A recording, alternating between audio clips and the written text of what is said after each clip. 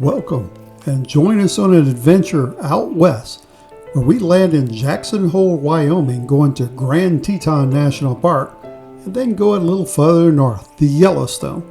We'll show you where we stayed at and what to do. Let's go. If you're going into Yellowstone National Park and Grand Teton National Park, I would suggest flying into Jackson Hole Airport. As you can see right in the middle of the screen, it's at the northwest side of Wyoming and the eastern side of Idaho. This is right in the middle of everything. If you fly into Jackson Hole, don't expect a huge airport. It's really small. As you can see by the airport, as soon as you land, you're in the middle of the scenery. And the airport, it's small. There is no real terminal. You just walk off the airplane on a set of stairs and go inside the terminal.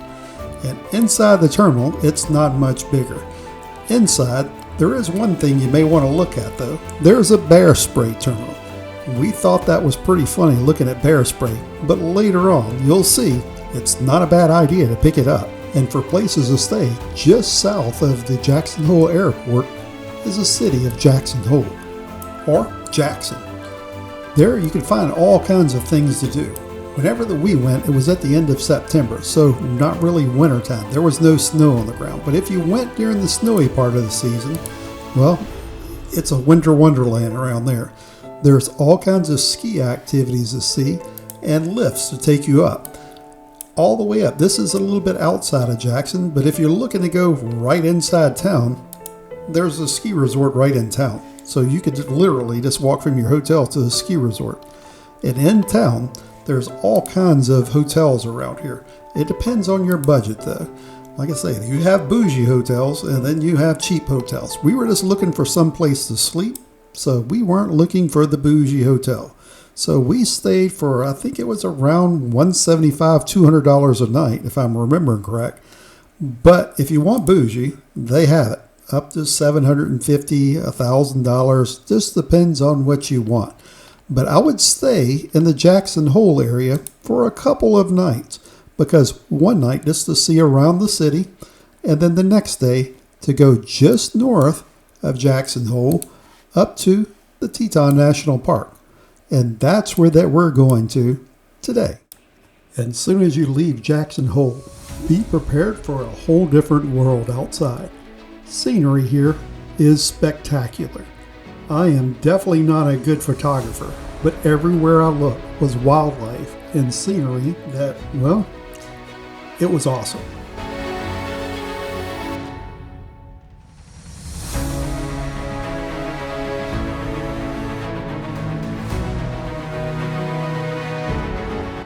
One of the things that we wanted to do was go to Jenny Lake and take a little hike and see a little nature. And well, to get to the other side of the lake, you rent a boat. So we hopped on a boat and went to the other side. And, well, nature met us at the pier. There we saw a little chipmunk running around amongst all the rocks. Love to see all the nature. The trail on the other side of Lake Jenny mainly leads across waterfalls and a little stream that goes along next to the trail. So it's a real peaceful walk going along there. And like I say, whenever we went, it was at the end of September, so we didn't know what to expect for weather, but we could see snow way up on the peaks. So we prepared for a little bit of cold weather as we went along the way, stopping for the overlooks and waterfalls as we went up. Of course, we kept going higher and higher, and well, we ended up getting into a little bit of a snow. We didn't know we weren't expecting this to happen.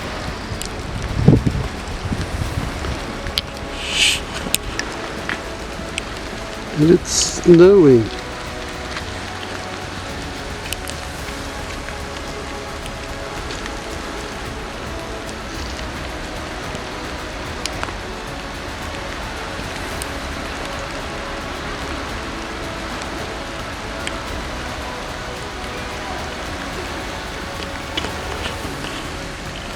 Way up there is Inspiration Point. And they are getting covered in snow. It was at this point that we decided that the trail was getting too slick. There's too much ice and snow going out. So it's time for us to turn back and follow the same path down. And as soon as we left the higher elevations and started coming back down, the sun came out and it turned out to be a pretty day. There were people taking photographs all along the trail though. Just pull over to the side, take however many pictures that you want, and head back on your trail. It ended up being a pretty day at Grand Teton National Park. Oh, and we ended up finding a church in the middle of the park. So that was an excellent little surprise to see. And this was also a good place to sit around and have a little picnic. So we sat next to the lake and had a little snack. And if you go, pick up your snacks in Jackson Hole. There's no place to eat in the park. And as we were wrapping up our picnic, we found another friend that happened to come up to us. Well, we ended up giving him a few peanuts for his friendliness.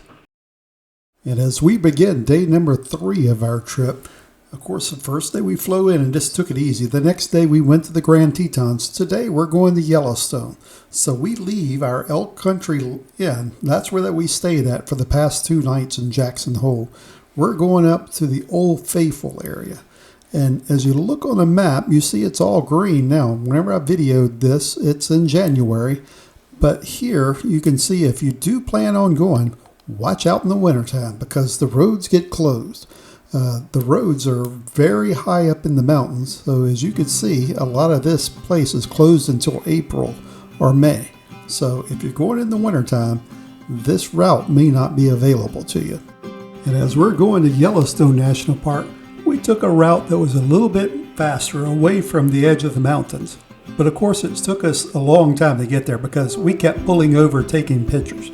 Again, like I say, there is not a bad picture to be made anywhere around this area. And this has to be one of the most photographed barns in the Grand Tetons. Excellent backdrop with the mountains in the background. And every field seemed to have herds of buffalo.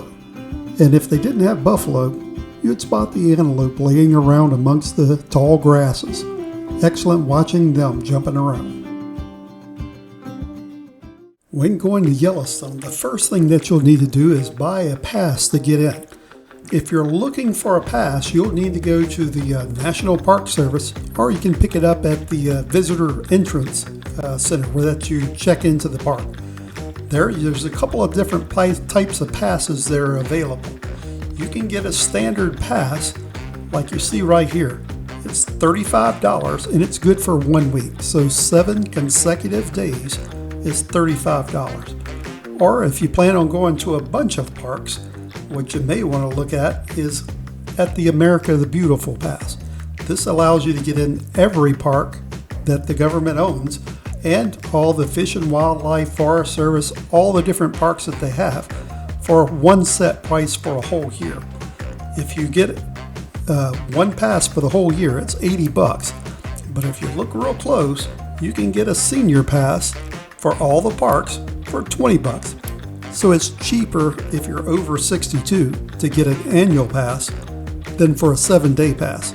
So remember, get your senior annual pass right at the gate as you go into the park. When driving up from Jackson Hole, one of the things that you're going to do whenever you stop is get a map inside the park. There's a whole lot of stuff to do in here. Like I say, looking at, this is the official map that you'll pick up at the Welcome Center right at Yellowstone. So we came from way off the map down here at Jackson Hole coming up. What we're going to do is at this fork is take a left. That takes us to Old Faithful. That's where we're staying at tonight. So Old Faithful is where that we're going to be at. And looking on Google Maps, you would think that this is a small area. It's not. Old Faithful area has a bunch of stuff to look at around there. You could spend all day right here. But what you'll want to do is find some place to stay. I've always wanted to go out and listen to the geysers and the animals at night. So we wanted to stay by. You could stay at the Old Faithful Inn, which is right here. This has the old hotel with all the interiors that's worth a look at just walking around looking inside it. And it's just feet away from Old Faithful.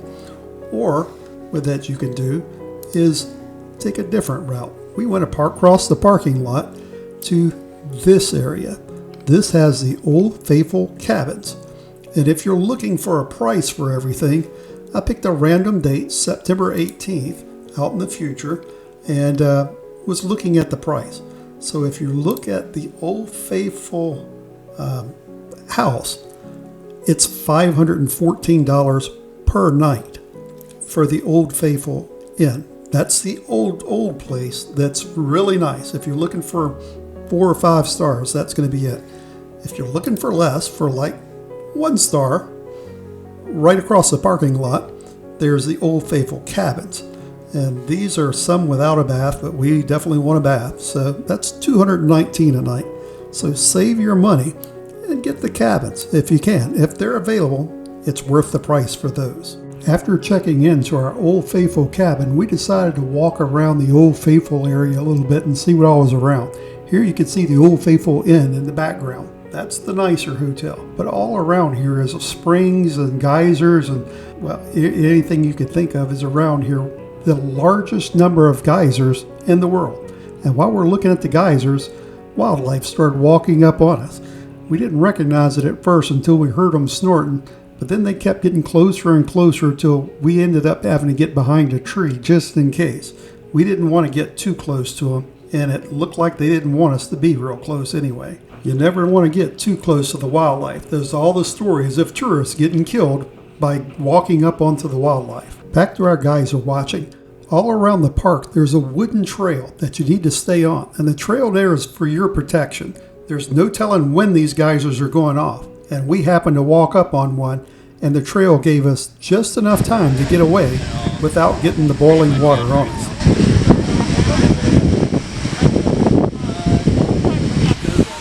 The whole way, I don't know, it's just, this is the Firehole River, and it just goes all the way along the huge river by the Great Prismatic. That's the same river.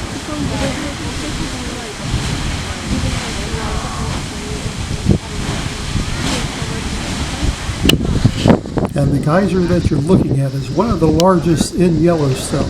There's no telling when it's going to go off, and we just happen to be there whenever it goes off. It may be another month before this geyser goes off again, and it was huge. You could see the rainbow. And as the sun sets on our first day in Yellowstone, we didn't have far to walk back to our rooms. And today what we're doing is leaving our room at the Old Faithful cabins, like I say, right next to the Old Faithful Inn. We're going up the west side of Yellowstone, going to our next room, which is going to be over in this area at West Yellowstone. Here the rooms are a whole lot cheaper over at West Yellowstone. And to give you an example of time, we left the Old Faithful at around 10 o'clock, and it took us all day to drive up this section to get to West Yellowstone. There's everything to stop and look at along the way. So we looked at all kinds of things, Grand Prismatic Springs and all the other geysers along the way. So it's a lot to do here, and we're going to be staying 3 nights at West Yellowstone. So there's all the national chains of hotels you could stay at cheap rates. And if you're wondering how far it is away from the park, this is the park line right here, and this is West Yellowstone. It's on the park border. And going back to our park map, like I say, we were at Old Faithful. We just went this little ways to West Yellowstone, and this was a day. If you look at all the green that's on this map from the National Park Service, this gives you an idea of how big that Yellowstone is. We're staying 4 days at West Yellowstone, and we don't see everything. We spent a total of 5 days looking around this area and didn't see everything. Yellowstone National Park is huge. I probably would have split up my time and not spent 3 days here, because to get from West Yellowstone to the Lamar Valley is a half a day not stopping. So you're really not stopping, and it's taken you the majority of a day to get there. Whenever we went there, we came back at night, and that was a little terrifying with all the animals on the road. The next morning, we wanted to try Grand Prismatic Springs, and as you can see by the picture, it's really cold today. The water that we had in the car froze, but with all the freezing temperatures, it made for some interesting pictures from all the steam coming off the geysers as they hit the trees around. Excellent view looking at all the water going around. And as we were walking around Grand Prismatic Spring, you have to be very careful here because all the steam is making ice on the walkway. And there's no hand railing, so it's pretty dangerous walking around here. So we had to go very slow walking around the spring. But it made for some excellent pictures. But with all this steam, we decided that maybe we'll come back to this another day also, whenever that it's not so cold and not so steamy. But definitely a nice place to stop and look at. I love seeing the ice that formed on this one little piece of grass that's right in the middle of the spring. And here you can see all this geysers that are going on around us. We decided to hop back in and check out some of the early areas around Grand Prismatic Springs. And as soon as we leave the springs area, we see a herd of buffalo down by the river. And we have to go and look at that. And as we turn around, you can see all the geysers going off in the background. And I love this picture of Cheryl with the buffalo in the background. The park was formed in 72. And it had an eruption that blew up the park. So, well, you can see the inside cave shape of the cone right there.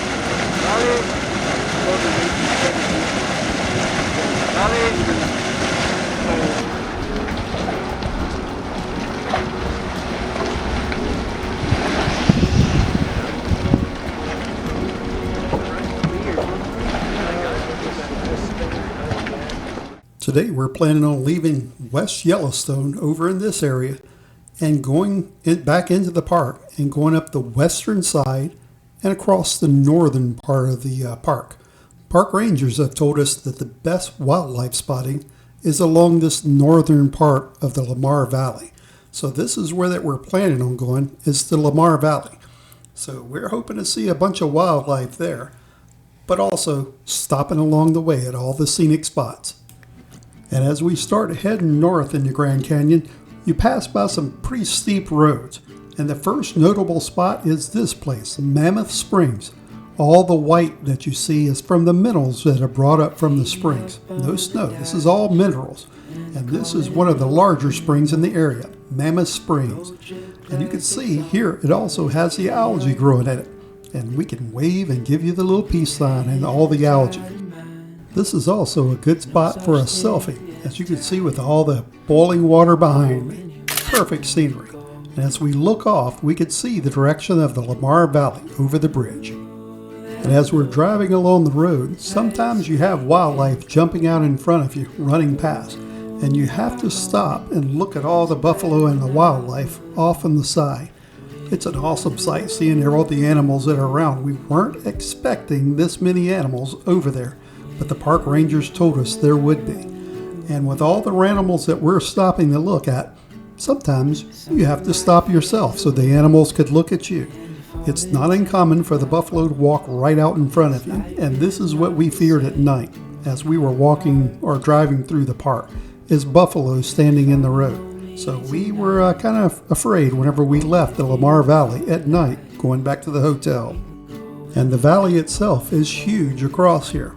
Like I say, it's good to bring a good pair of binoculars whenever that you go, because the animals are on both sides of the road. Some animals are right next to the road, like you can see this coyote.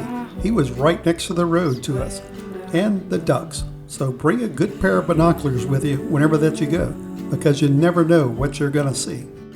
One of the people on the side of the road let us look through his telescope at this. These are wolves that had just killed an animal, and wolves are walking around waiting for the others to come back. And then we started seeing bear. If you see a big group of people, you know it's bear in the area. And as we see our last herd of elk, we start heading back to West Yellowstone to our hotel. There, we're going to get something to eat before all the restaurants close down. And today we're leaving West Yellowstone, going through the center of the park. This cut-through road right through the center. Where that we're looking to go see today is this eastern side of the park. This is what's called the Grand Canyon of Yellowstone, and you'll see why. One of the things that we're looking into doing is seeing this falls. So today we're going to be doing a lot of hiking around the falls. So today is a big hiking day for us, and seeing what all's around there. Like I say, Grand Canyon of Yellowstone is what this section is called. This morning we were glad that we went straight to the Grand Canyon area of Yellowstone. That's first thing, before the park got really crowded. And it didn't disappoint us with the beauty. As you can see, this huge waterfall was the center point. We hiked around to different areas to get the best view of the waterfall. And all the views that we had, probably this was the best view from a little ways further off. So that way you could see the countryside surrounding the waterfalls and all the trails. Our day on the eastern side of the park has been awesome. And to top it off, as we're leaving the eastern area, we passed by a little lake and saw some of the rarest birds in Yellowstone. The white bird in the top left corner is a trumpeter swan. There's only 29 of the birds in all of Yellowstone. And today we're leaving the hotel over in West Yellowstone and coming through the little center cut through again, but this time going to the east and south side of the Yellowstone National Park. Here we can see the mud volcanoes and the springs around here and the wildlife running around Lake Yellowstone. And as we started to leave the park, we decided let's make a detour and go back over to Grand Prismatic Springs because the weather was perfectly clear, not a cloud in the sky. So we take a little side trip back over to Grand Prismatic Spring and come back down. So we're going back down toward Jackson Hole, but going a little bit further outside of the Grand Teton National Park to see what's out there on a little side road. Our first stop this morning is to the mud volcano area. Here, as soon as you step out of the car, you get the smell of rotten eggs. This whole area has a strong hydrogen gas area, so the whole area smells like rotten eggs. So as you walk around, if it gets too strong, get away from it, because after a while it stops your sense of smell. But this was a nice area to walk around and take your time, with a huge parking area right outside.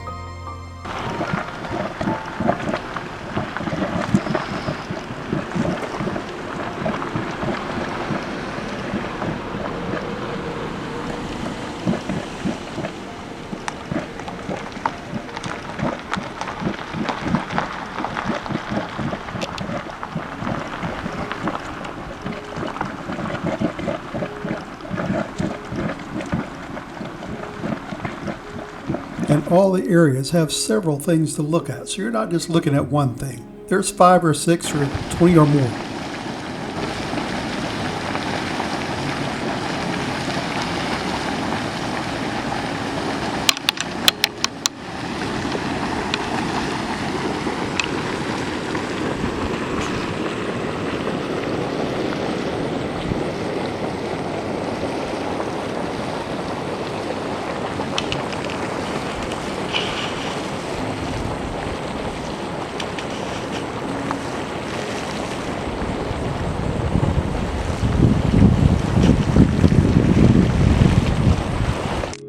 After the boiling mud area, we decided to head back over to the Grand Prismatic Spring.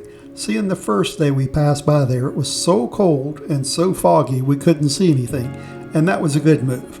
Today it was crystal clear, so the only thing that was blocking our view was the steam. And as you can see here, the wildlife walk through the spring sometimes, as you can see by the buffalo prints. But not very often do they go into here very long, except if it's very cold, they'll go here to warm up. The park rangers are all around explaining what all that you're seeing in this area, so very nice area to stop and take a long break at. And the water from the springs just runs right into the river. You would think it would heat up the river, but it's not enough to kill all the fish. And I can't believe how many geysers and springs are in this area. Constantly we were seeing geysers spout off in the distance, with a lot of the geysers' tops covered in minerals. But as we go back, still more scenery at the Grand Tetons as we pass back by going to Jackson Hole. And yet another herd of buffalo just standing by the side of the road as the traffic whizzed by. Nice going out looking at all the buffalo. We just pulled over and sat in the car for a while because there were several pullover areas where you could watch.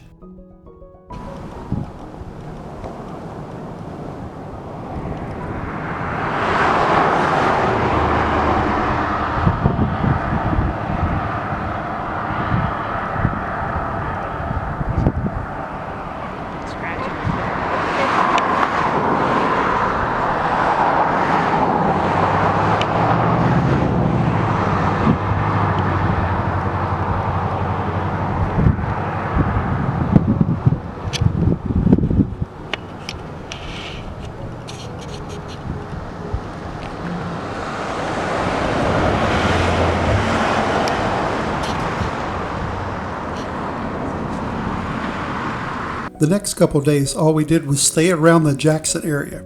Here we went to the National Museum of Wild Art. That was mainly taxidermy of all the animals that you have in the area. We also went to the fish hatchery that's out in the middle of this marshy area. And this marshy area is full of elk in the wintertime. Seeing that this is low, where that the name Jackson Hole came from, it's a low spot.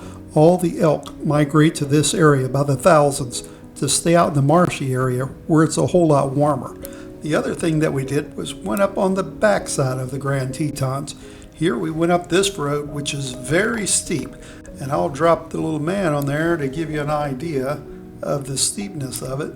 We'll drop him here, and as you can see by the sign that I just happened to drop by, 10% grade. So here it's very steep. There were warnings all along there about the steepness and don't carry a trailer, no 18-wheelers. But as you can see off on the side, it's a very, very beautiful area to stop and go through.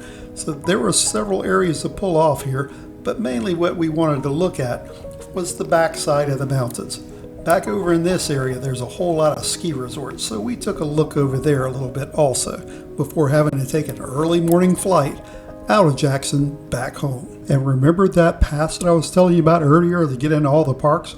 Well, this fish hatchery is also included in that pass. So we had the pass, so going into the fish hatchery was totally free. We walked in and walked around and see all the fish. These are rainbow trout that they're raising to release into the rivers. And that is a big sport up there. There were hundreds of trout fishermen that we saw in the rivers as we toured around. And then a little recap of our trip. Was 2 days in the Grand Tetons enough? Yeah, probably was. 2 days would probably be enough in the Grand Tetons. Was 5 days in Yellowstone enough? Probably not.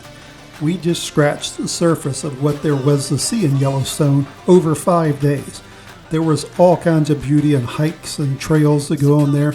We could easily go back for another week to Yellowstone. And hopefully you've enjoyed this little recap. And as always, thanks for watching, and we'll see you again next time. And if you're one of our subscribers, thanks for subscribing. And if you haven't, hit the subscribe button. It's totally free.